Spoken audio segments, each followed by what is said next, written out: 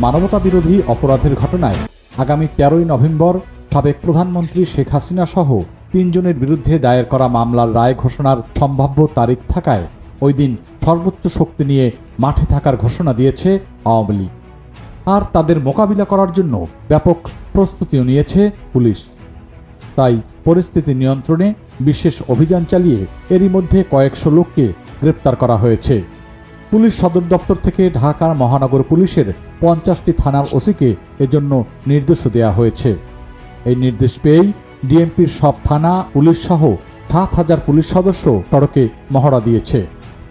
আইন শৃঙ্খলা রক্ষাকারী বাহিনী বলছে 10 নভেম্বর থেকেই ঢাকার সব কয়টি প্রবেশ পথ, আবাসিক হোটেল, মেস ও শিক্ষা প্রতিষ্ঠানের হলে তল্লাশি সহ বিভিন্ন ধরনের অভিযান শুরু হবে।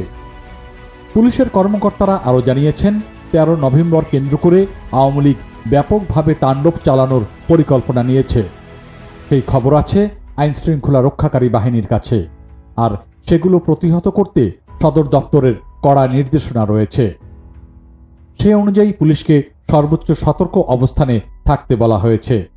এরপরই ডিএমপির থানা ও অন্যান্য পুলিশ সদস্য সহ 7,000 পুলিশ সদস্য মোবিলাইজেশন কন্টিনজেন্টে অংশ নেন। মোবিলাইজেশন কন্টিনজেন্ট হল বিশেষ কোনো পরিস্থিতি সামনে রেখে পুলিশ সদস্যদের অগ্রিম প্রস্তুতি মহড়া।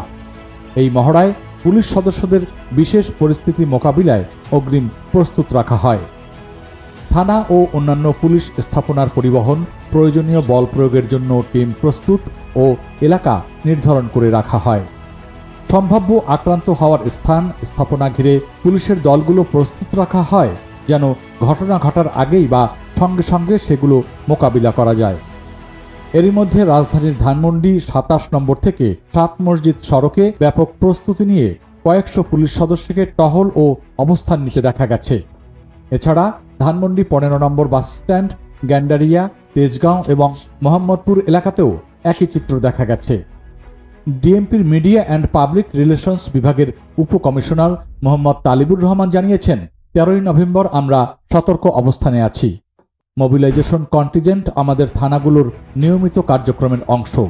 13ই নভেম্বর কেন্দ্র করে রাজনৈতিক কার্যক্রম নিষিদ্ধ থাকা আওয়ামী লীগের পলাতক নেতাকর্মীরা সরকারকে বিভিন্ন ধরনের হুমকি ধামকি দিচ্ছে। এর আগে এক ভিডিও বার্তায় আওয়ামী লীগের প্রেসিডিয়াম সদস্য জাহাঙ্গীর কবির নানক জানিয়েছেন, আগামী 13 নভেম্বর পুরো ঢাকা শহরে লকডাউন কর্মসূচির ঘোষণা করা হচ্ছে। তাই লকডাউন কর্মসূচি ঘোষণার আগে এবং পরে সতর্ক অবস্থানে রয়েছেন গোয়েন্দা সংস্থার সদস্যরা।